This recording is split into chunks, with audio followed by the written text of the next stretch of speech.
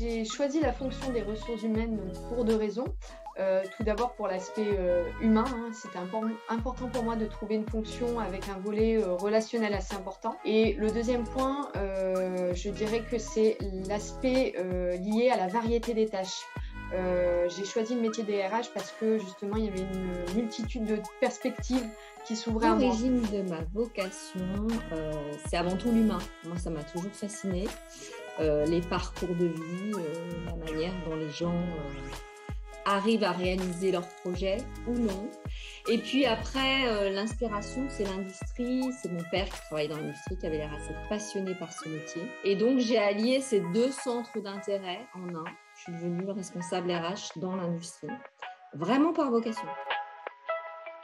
C'est assez classique. J'ai fait une maîtrise action économique et sociale à l'université, à l'IAE de Lyon 3. Ensuite, j'ai passé un an en Angleterre en master. Et puis, j'ai fait un master en gestion des ressources humaines, option industrie. J'ai commencé ma carrière dans le recrutement et ensuite en industrie rapidement. Et puis aujourd'hui, groupe Thermilion, donc, qui fait du traitement thermique et du dépôt métallique fini. J'ai un diplôme, un master 2 responsable en gestion des ressources humaines. J'ai réalisé l'ensemble de mes études supérieures en alternance. J'ai été ensuite embauchée en tant que responsable du personnel dans un magasin hypermarché. Ensuite, j'ai souhaité me spécialiser dans le domaine du recrutement. Donc, j'ai travaillé pendant 4 ans environ dans un petit cabinet de recrutement. Puis, il y a à peu près 2 ans de ça, j'ai souhaité retrouver une fonction généraliste et donc je suis arrivée chez Creative où je suis actuellement.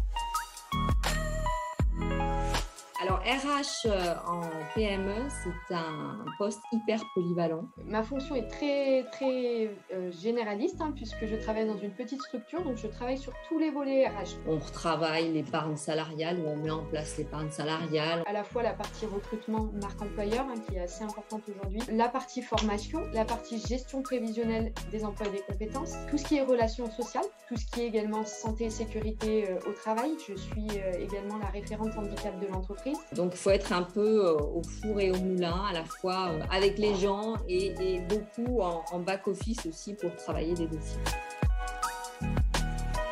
Chez Creative IT, les meilleurs souvenirs que je peux avoir, c'est tout ce qui est accompagnement du personnel.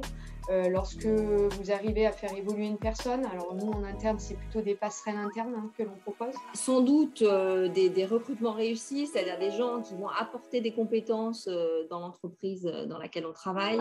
Ou bien tout le volet également intégration, marque employeur qui est assez important chez Creative IT. C'est aussi la promotion de quelqu'un qu'on a recruté, qu'on voit évoluer, qui grandit et qui va sur des postes à responsabilité.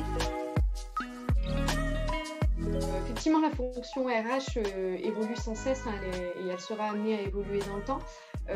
L'ère du digital va faire que le métier va continuer à évoluer. Je pense que les processus RH vont sans cesse se digitaliser. Bon, il y aura toujours cette partie administrative qui est quand même très lourde en PME. Qu'il serait bon, si quelqu'un m'entend, de toujours simplifier. Il y a eu des essais de simplification, mais ils ont été quand même très vite avortés.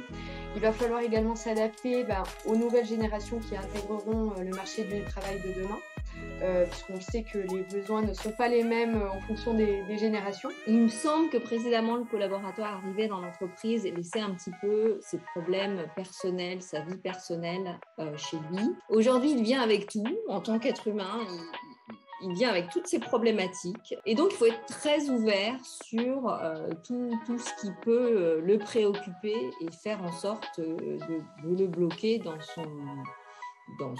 son efficacité et dans son bien-être.